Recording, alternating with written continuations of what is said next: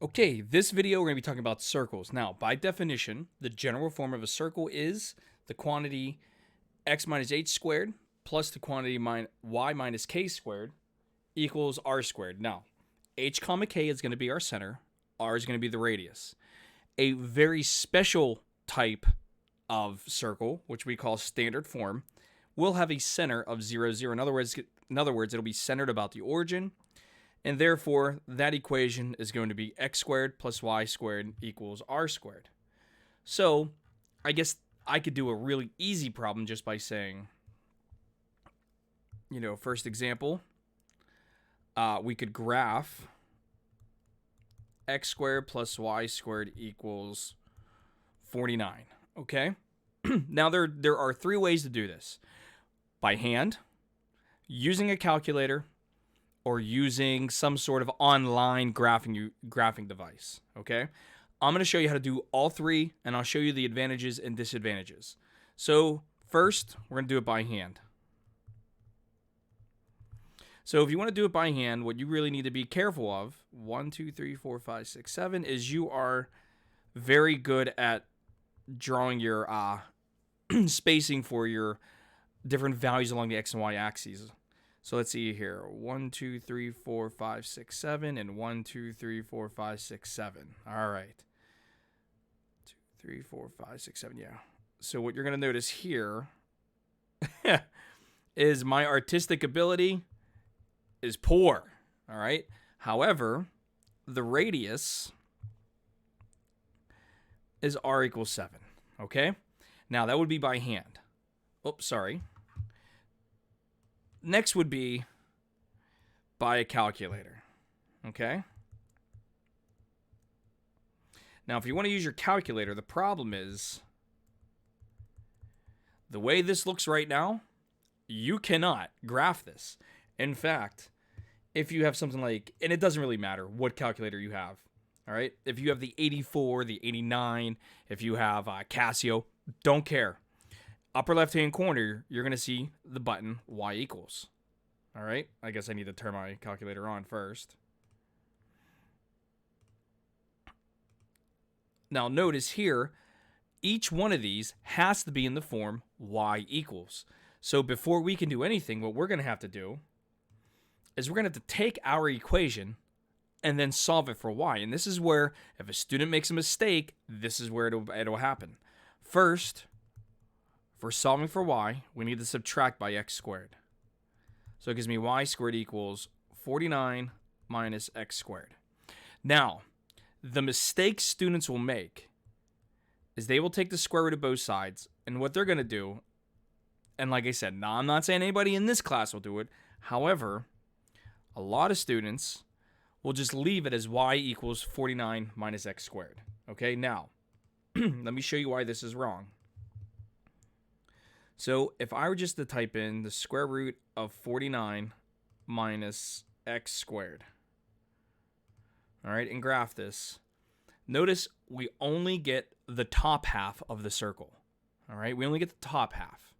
Okay, and that is why we need to be super careful about this, because anytime you take the square root of both sides, you need to include plus or minus. So now, if I were to go ahead and include the plus or minus here, and my y equals, so there's the plus square root of 49, or square root of 49 minus x squared. Now we'll do the negative 49 minus x squared. Now I have the top and bottom half of my circle. Okay? But even still, you can look there. It looks like there's a gap there, but there's not a gap. All right? It's just the limitations of the calculator. Okay? So this is what the calculator would give us. I wonder, can I copy and paste this? Is that a thing? I've never really used this thing before. I kind of just found it on the internet. And I was like, okay, I can deal with this. What does record GIF mean? Nope, don't want to do that. I mean, I guess I can record how this graphed or something like that and upload it. Maybe I can do it on Twitter.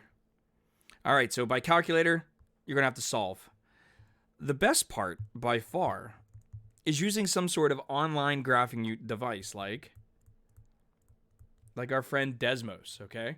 So if you go ahead and you use Desmos, it's actually very simple because you can type it in exactly how it looks. So x squared plus y squared equals 49. And it will go ahead and it will draw your circle for you. Very nice, very quickly. And you don't have to solve for anything, okay? So, by all means, if you want to use Desmos, I totally encourage something like this, okay? But now we need to get into the algebra part of this, all right? So let's go back to our notes. Okay, because sometimes you might be asked this question right here.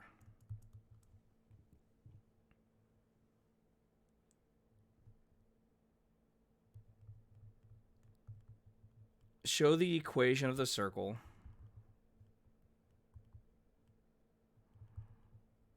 given by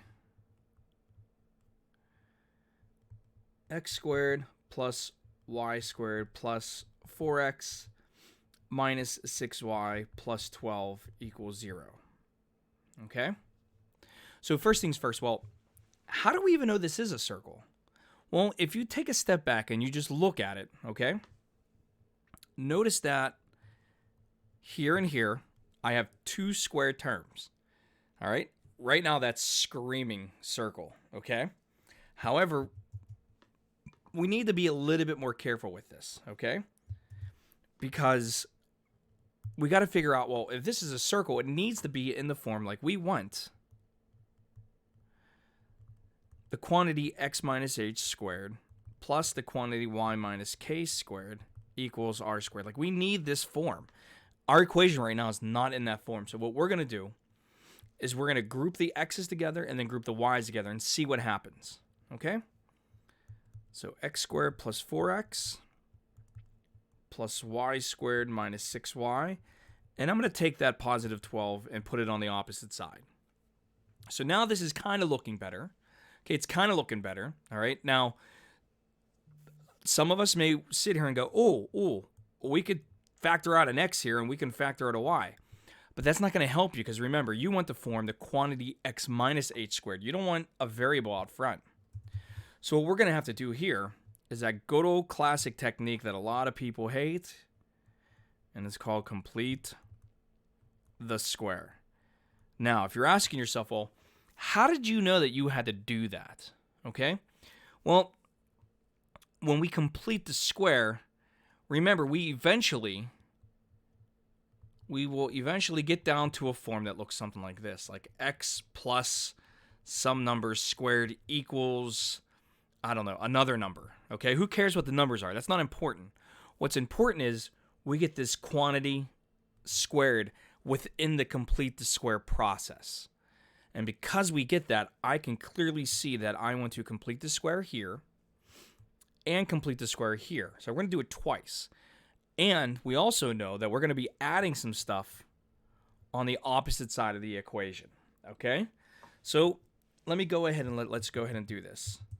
So the way I like to do this is I will put in parentheses all this right here. Okay, now, if you need a review on this, you can always go back and look at solving quadratic equations by completing the square. That's exactly what I'm doing here, so I'm not going to go through every little step here, okay? Now, step 1, take our b term, cut it in half. Step 2, square it. So, I know I'm going to add 4 and add 4 to both sides. Okay, now, for the variable y, step 1, take my b term, cut it in half. Step 2, square it. So I know I'm going to add 9 and add 9 to both sides. Okay? So now, for the x squared plus 4x plus 4, I know because completing the square technique, that will factor into x plus 2 quantity squared, plus, same thing with the y's, this will factor down into y minus 3 quantity squared equals, and on the right hand side, you get negative 12 plus 4 plus 9, which is going to be positive 1. So notice right here is my equation of the circle with radius 1 and center -2, 3. And there's an easy way that you could check yourself. You can literally take the original form, go in back into Desmos, type it in, and you should get a circle with radius 1 with center -2, 3. So let's go ahead and let's try that. All right, so here's Desmos. We're just going to get rid of that. And we're going to type in the original equation, which would have been x squared plus 4x plus y squared. Oops, sorry, not y to 21. Y squared minus 6y equals -12. We're also going to plot the point, which will be our center that we found. Our center was -2, 3. And we'll label it. And I guess we'll just make it the same color so everything's nice and clean. And I can zoom in here a little bit. That looks pretty good. And you can see here from this point to that point right there is an x distance of 1. So I know the radius equals 1. So that's it for circles. I hope this helped. See you in the next video.